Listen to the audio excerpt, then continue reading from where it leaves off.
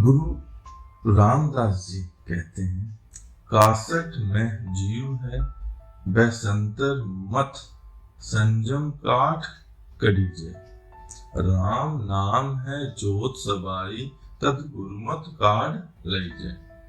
लकड़ी के अंदर अग्नि होती है, परंतु न अग्नि किसी को नजर आती है और न कोई उस अग्नि से फायदा उठा सकता है। जब युक्ति के जरिए लकड़ी से लकड़ी रगड़ना शुरू कर देंगे, अग्नि भी पैदा हो जाएगी। अग्नि को देख भी लेंगे, उससे फायदा भी उठा सकेंगे। इस तरह वह राम नाम की ज्योति हर एक की आंखों के पीछे जल रही है। वह राम नाम की धुन हर एक की आंखों के पीछे धुनकारे दे रही है। तत् गुरुमत काढ़ लईजे, अर्थात जब आप गुरुमुखों की मत पर चलेंगे, आप अंदर उस ज्योति के दर्शन करने शुरू कर देंगे, उस राम धुन की आवाज को भी पकड़ना शुरू कर देंगे। फिर क्या होगा? गुरु साहिबान जी कहते हैं, 9 दरवाजे नवे दर फीके रस अमृत 10वें चूइजे। बस जो अमृत है, वह जो अमृत है, वह जो ज्योति है, वह आंखों के नीचे नीचे नहीं है। आंखों से नीचे नीचे तो इंद्रियों के भोग हैं, विषय विकारों की लज्जतें हैं। जब ख्याल को तीसरे तल पर आंखों के पीछे इकट्ठा करेंगे, तो पता लगेगा कि उस नुक्ते पर हर एक के अंदर नाम रूपी अमृत बरस रहा है। आप देखेंगे, कितनी भी जबरदस्त बारिश क्यों नहीं होती हो, यदि कोई बर्तन को उल्टा कर रख देंगे, उस बर्तन के अंदर पानी का एक कतरा भी नहीं जा सकता। अगर बर्तन को सीधा कर देंगे, पहली नहीं दूसरी या तीसरी बारिश में भर जाएगा। जिस मन ने आंखों के पीछे आकर उस अमृत को पीना है, वह 9 द्वारों के जरिए सारी दुनिया के अंदर फैला हुआ है। जब तक ख्याल को वापस लाकर आंखों के पीछे शिव नेत्र पर खड़ा नहीं करते, हम अपने अंदर अमृत किस तरह पी सकते हैं? उस अमृत को पिए बगैर अमर किस तरह हो सकते हैं? इसलिए गुरु साहिबान जी कहते हैं कि अगर आप दुनिया में से मोह निकालना चाहते हैं, गुरुमुखों के जरिए अंदर उस अमृत को पिए, अंदर उस शब्द के साथ ख्याल जोड़े, उस नाम के साथ ख्याल जोड़े। जिस आप बुलाए सोई भूले, सो बूझे जिसे बुझाएगा। पिछली तुकों के अंदर आपने समझाया है कि जो कुछ भी आंखों से देख रहे हैं, वह 84 का जेल खाना है। इसमें से निकलने के लिए परमात्मा ने एक दरवाजा रखा है, वह इंसान का जाना है। और यह मौका परमात्मा इसलिए देता है कि हम मालिक की भक्ति करें, ताकि हमारा देह के बंधनों से छुटकारा हो जाए। आपने समझाया है कि परमात्मा कहीं बाहर नहीं है, हमारे शरीर, हमारी देह के अंदर है। हमारे और मालिक के बीच केवल मन की रुकावट है। जब तक मन की रुकावट दूर नहीं होती, हम अपने अंदर से परमात्मा को नहीं पा सकते। फिर आपने समझाया कि मन लज्जत का आशिक है। जब तक इसको नाम की लज्जत नहीं मिलती, यह दुनिया का मोह और प्यार कभी भी छोड़ने को तैयार नहीं होता। फिर आप समझाते हैं कि वह नाम रूपी अमृत जिसको पीकर मन दुनिया का मोह छोड़ता है, परमात्मा से प्यार पैदा करता है, हमारे अंदर हमारे शरीर के अंदर है। परंतु गुरुमुखों जी से पता लगता है कि किस तरह उस अमृत को अंदर में पीना है, किस तरह ख्याल को अंदर नाम और शब्द के साथ जोड़ना है। मन में ख्याल पैदा होता है कि यह कौन सा कोई मुश्किल तरीका है। हम सभी गुरुमुखों के पास जाकर शब्द की कमाई में क्यों नहीं लग जाते। लेकिन गुरु अर्जुन देव जी महाराज कहते हैं कि यह चीज उस परमात्मा ने अपने हाथ में रखी हुई है। गुरु साहिबान जी फरमाते हैं, जिस आप बुलाए सोई भूले, सो बूझे जिसे बुझाएगा। कि जिनको परमात्मा बुलाना चाहता है, इस दुनिया के चक्कर में ही रखना चाहता है, वे चक्कर में ही फंसे रहते हैं। जिनको वह खुद मिलाना चाहता है, वे ही खुशकिस्मत जीव वापस जाकर परमात्मा को मिल सकते हैं। गुरु साहिबान जी के कहने का भाव है कि जब तक परमात्मा हम पर दया न करे, मेहर न करे, हमारा ख्याल कभी परमात्मा की भक्ति की ओर नहीं जा सकता। हम दुनिया के जीव अंधे हैं, वह परमात्मा आंखों वाला है। अंधे की क्या ताकत है कि वह आंखों वाले को पकड़ सके। जब तक आंखों वाला अंधे को आवाज देकर अपने पास नहीं बुलाता या उंगली पकड़कर उसको अंधेरे में से बाहर नहीं निकालता, हम इस माया के जाल में फंसकर कौमों, मजहबों, मुल्कों के झगड़ों में फंसकर अति अंधे हो चुके हैं, बहरे हो चुके हैं। जब तक परमात्मा हम पर मेहर ना करे, बख्शिश ना करे, हमारा ख्याल कभी मालिक की भक्ति की ओर नहीं जा सकता। इसलिए गुरु अमरदास जी कहते हैं, हर साचे भाव सा पूजा हुए, पाना मन वसाई।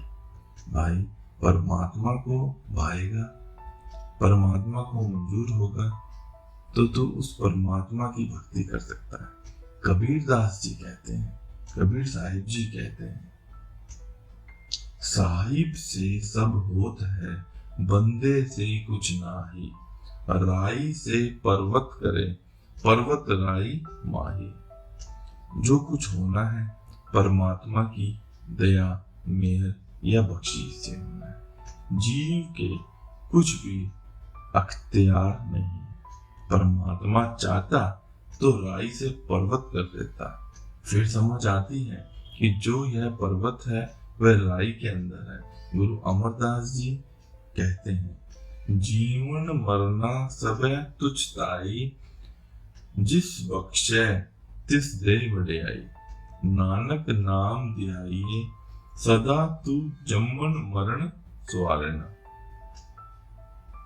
हे परमात्मा, हमारे हर एक का जन्म मरण तेरे अपने हाथ में है। जिन जिन पर तू दया मेहर करता है, बख्शीश करता है, उनको ही तेरे साथ मिलने की बड़ाई मिलती है। जिन पर तेरी दया मेहर बख्शीश नहीं होती, वे यहाँ ही वहमों भ्रमों के अंदर फंसकर भूले फिरते हैं। गुरु अर्जुन देव जी अपने 12वां में लिखते हैं, आपन लिया जे मिल, विछुड़े क्यों सोनी।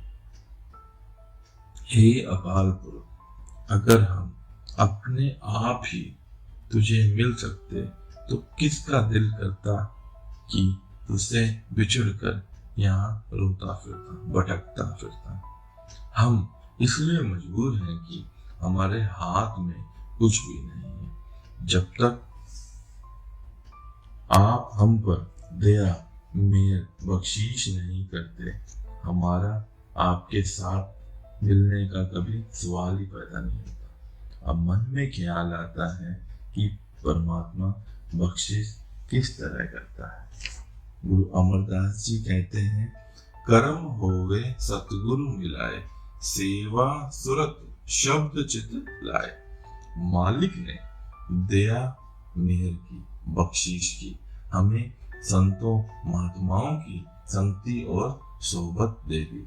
संत हम पर दया करते हैं, हमारी सुरत को शब्द अंदर शब्द के साथ जोड़ देते हैं। जब हम सुरत शब्द का अभ्यास करते हैं, चित लाए, हमारे दुनिया से मोह और प्यार निकल जाता है।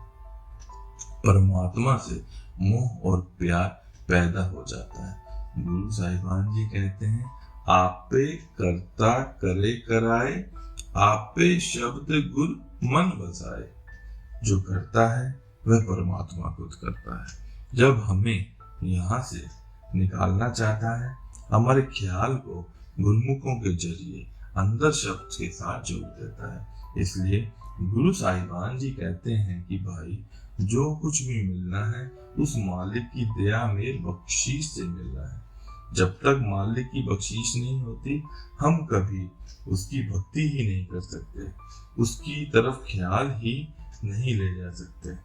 हरक सोग का नगरु किया, से उबरे जो सतगुर सरनिया।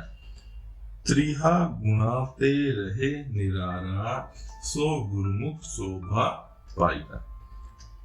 आप जी फरमाते हैं कि यह जो कुछ भी दुनिया आप आंखों से देखते हैं, पुण्य और पापों की नगरी है। जो भी पीछे पुण्य और पाप किए हैं, उसका नतीजा इस देह में बैठकर भुगतने लगे हुए हैं। दास ने पीछे अर्ज किया था कि पिछले पुण्यों के कारण आज हम सुखी हो रहे हैं, पिछले पापों के कारण आज हम दुखी हो रहे हैं। जिसके ज्यादा पुण्य होते हैं, थोड़े पाप होते हैं, वह ज्यादा सुखी नजर आता है, थोड़ा दुखी नजर आता है। जिसके पापों का बोझा ज्यादा है, वह ज्यादा दुखी और सुखी, थोड़ा सुखी नजर आता है। जब तक देह में बैठे हैं, दुख सुख हर एक को भुगतने ही पड़ते हैं।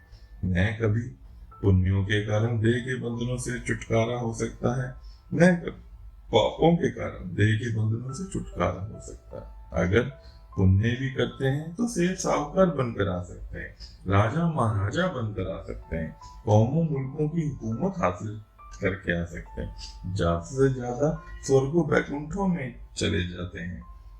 यह भी भोग योनियां है, खास समय के लिए है।